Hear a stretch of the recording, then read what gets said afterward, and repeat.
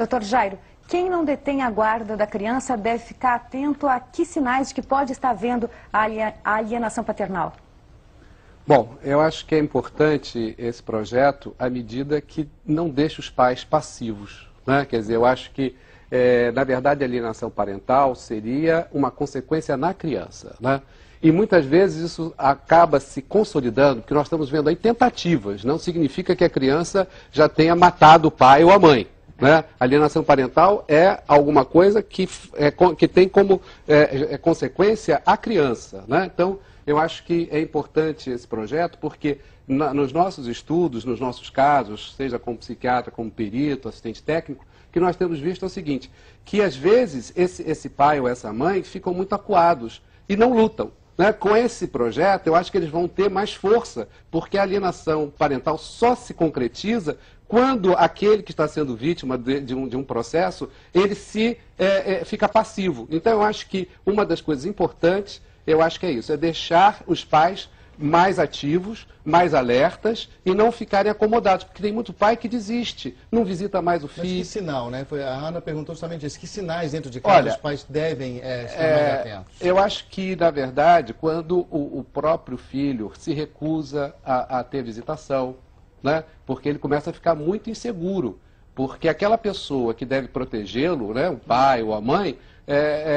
como é que pode ser fonte de ameaça? Né? Então nós temos que tomar muito cuidado quando começa a criança a manifestar uma certa ojeriza. Né? Agora, temos que tomar um outro cuidado também, porque nós temos o outro lado da moeda. Tem muita gente usando a questão da alienação parental para inibir os verdadeiros casos, né, onde existe realmente ofensa sexual, maus tratos, etc. Então não podemos confundir, não podemos nem inibir aquele pai que está sendo vítima ou aquela mãe de buscar os seus direitos, de ver o melhor interesse da criança. Hoje a grande questão é essa, não é mais simplesmente o direito do pai e da mãe, é o que o melhor interesse da criança é que determina com quem vai ficar a guarda ou até a reversão da guarda. Camila? Raquel, a gente acabou de ouvir os sintomas aí de uma criança que possa ser vítima de uma alienação parental, mas eu queria também conversar com a deputada Maria do Rosário para saber, de qualquer forma, para a Justiça é preciso comprovar esse tipo de situação. Como apurar de fato e comprovar que uma criança está sendo vítima de alienação parental? O Poder Judiciário poderá, Camila, e deverá, muitas vezes, valer-se do trabalho e a competência de psicólogos, assistentes sociais e pessoas que, conhecendo a situação da infância e o desenvolvimento infantil, possam estabelecer um laudo que ampare o juiz na sua decisão. E o Poder Judiciário deverá também, do nosso ponto de vista e da legislação que estamos aprovando, atuar de forma mediadora, num primeiro momento, porque sempre interessa, em termos familiares, a mediação. A lei tem, acima de tudo, um caráter que não pode ser restrito à sua visão e à sua perspectiva coercitiva. A lei educa também, ela cria uma cultura. E é até desafiador diante de uma questão como essa, porque todos nós conhecemos situações onde ocorre alienação parental. No entanto, o legislador não pode fazer uma lei que vise um caso ou outro. No caso que nós observamos anteriormente, certamente a reversão da guarda, a entrega da guarda para o pai, seria completamente danosa à criança. Essa não seria uma medida para o juiz.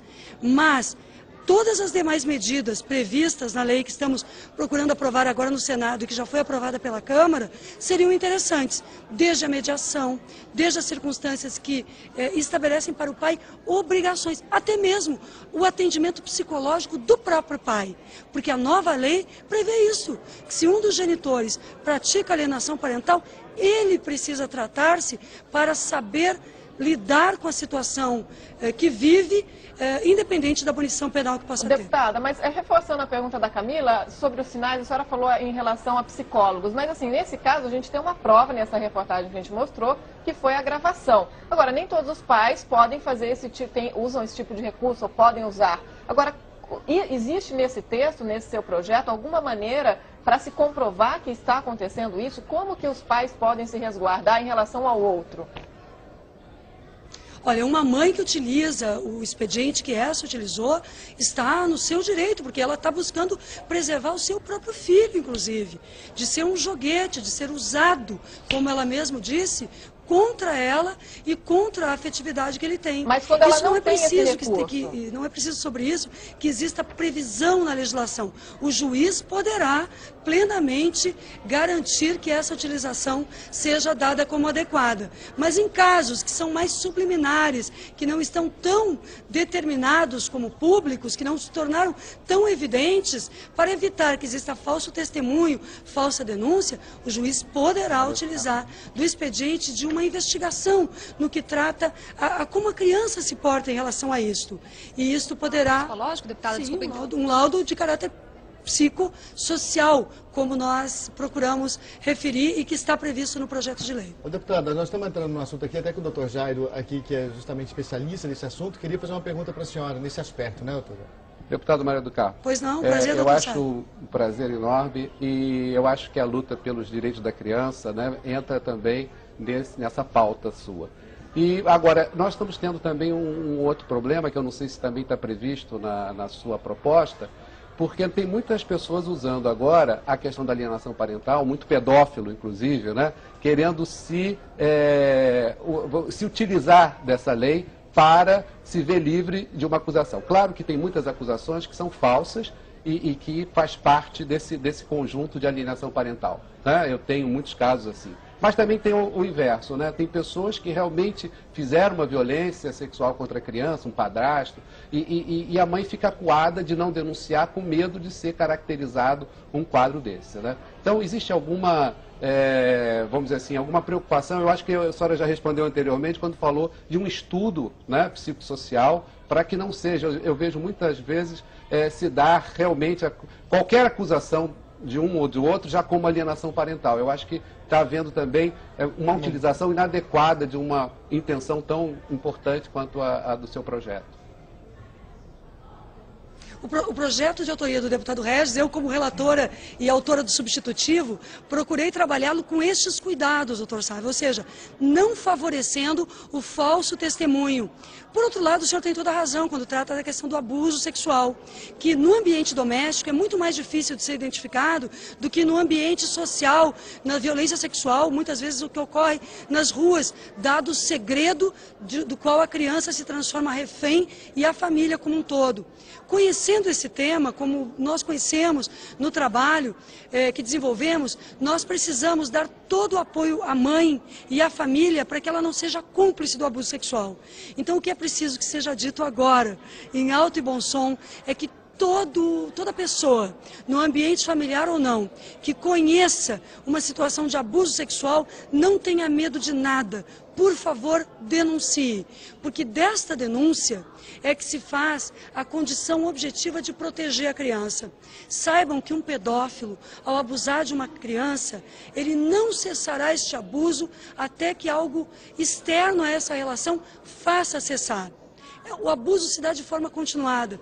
Então, se a mãe tiver algum medo e não denunciar, o abuso contra essa criança permanecerá ou contra outras crianças continuará ocorrendo por parte desse pedófilo. De forma que o projeto de lei sobre alienação parental, ele procura proteger a família, protegendo a criança, tomando medidas. E eu diria que, ao mesmo tempo que nós estamos trabalhando a aprovação dessa matéria no Senado, é igualmente importante que o Senado Federal aprove matéria também aprovada já pela Câmara, que trata do depoimento sem dano, que é o depoimento que a criança faz uma vez, é gravado, é registrado e, em geral, nos casos de abuso sexual, isto é muito importante, porque este registro faz com que a criança não seja mais revitimizada e possa, portanto, as situações onde existe violência sexual no ambiente familiar ser levada ao enfrentamento total. Então, doutor Sávio, eu quero dizer a vocês que nós temos muitas matérias tramitando ao mesmo tempo e eu combinaria a aprovação do projeto de lei sobre alienação parental com outro projeto de lei de autoria nossa, mas do próprio Poder Judiciário da área da infância e do Ministério Público também, que trata do depoimento sem dano e que tramita